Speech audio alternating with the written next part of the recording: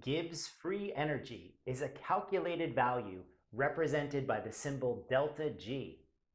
In this video, my intention is to take this concept and reduce the need for you to memorize things about it while increasing your capacity for truly understanding what it means in a conceptual way.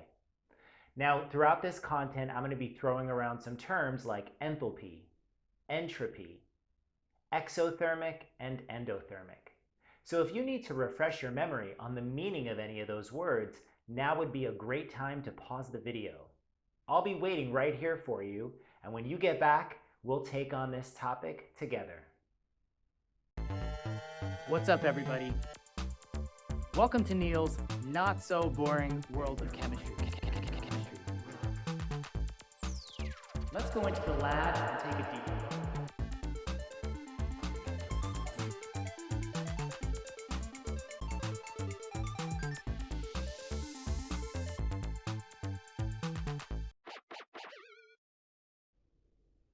I want you to imagine for a second that you've bought a new candle, and upon taking it out of its packaging, it ignites all on its own without you ever having to light a match. If it did so, we would describe that reaction as being thermodynamically favorable. When we look up a delta G value or we calculate the Gibbs free energy for a specific reaction, what we're really trying to get a sense of is whether or not the reactants will turn into products all on their own. Specifically, when delta G is less than 0 or a negative number, we know that a reaction will be thermodynamically favorable. Another word for this is spontaneous. As an example, let's consider the reaction of iron with oxygen gas, which produces rust or iron oxide. Now, this is a spontaneous process. If you leave a nail outside in the presence of air and moisture, it'll get rusty all on its own. Be careful, spontaneous does not mean fast. Again, if we go back to the example of the nail, it might take days or weeks for that rust to form. Another clarification is that thermodynamically favorable does not mean that all of the reactants turn into product. If you look at this example, you'll notice I used a double facing arrow. These reactions, ones that are thermodynamically favorable, proceed in the forward direction and in the reverse until they reach a state of equilibrium. But what we can say is true is that the direction facing the products will probably be favored. And that's why I've drawn this arrow with a heavier arrow facing in the forward or product direction. One thing that can really turn people off to learning chemistry is all of the memorization. Strong acids, strong bases, solubility rules, on and on and on. Now, if you're studying thermodynamics and delta G, you've probably been told that you should memorize this table. I hope you don't have to do that. That's kind of the point of this video.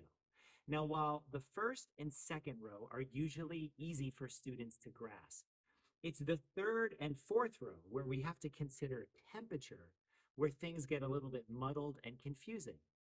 So why is it that when delta H, or change in enthalpy, is less than 0, and our change in entropy is less than 0, low temperatures result in a negative delta G? Also, why is it that we need high temperatures when those two values are greater than 0? In the next segment, we're going to use a simple model, thinking about water in the liquid form and in the solid form, to hopefully eliminate the need for that rote memorization. Okay, so remember that table we don't want to have to memorize? In the third row, it states that when delta H is less than 0 and delta S is less than 0, we will need low temperatures if we want to get a delta G that's less than 0 or a reaction that's thermodynamically favorable. Okay, this is really easy to understand if you consider liquid water becoming ice. Now, in terms of enthalpy, I think you would agree that we're going to need a negative delta H value. The water, the system, is going to have to lose energy. In other words, it's going to have to cool down if we want it to solidify.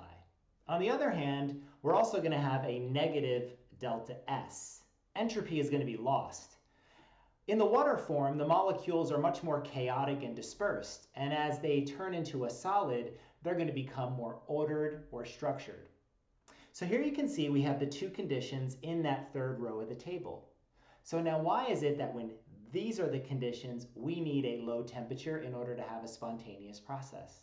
Well, think about it. What do you need to be the temperature in order for water to turn into ice? You need it to be really cold. Okay, so in the fourth row of the table, it says that if our delta H is positive and our delta S is positive, we will need high temperatures to get a delta G that is negative or a thermodynamically favorable reaction.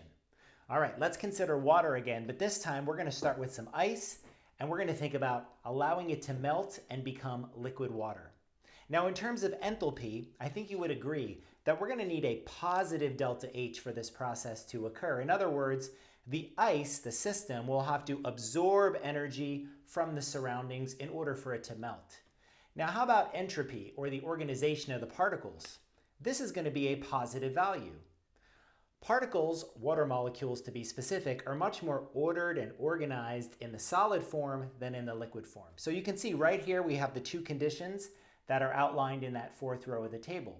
So why do we need high temperatures for our delta G to be less than 0? Well, think about it. If you want ice cubes to melt, would you prefer it to be hot or cold? If it's really, really cold, the ice just remains solid. But if it's hot, this becomes a thermodynamically favorable process. So let's consider the same two scenarios we just looked at with the water and ice, but from a more mathematical perspective. In this table, in the first row, we have the two conditions that are ideal for spontaneous reactions at all temperatures. That's a negative change in enthalpy and a positive change in entropy. Beneath that, you'll see that we have different conditions. Well, the enthalpy is the same, it's negative, but we also have a negative change in entropy. So this is one of those scenarios where we have a good condition and then a not so good condition, and we have to consider temperature. So it's important to pick out the condition that's problematic, and it's not the enthalpy here, that's fine. It's the entropy that we take issue with. Okay, let's think about it in terms of this expression.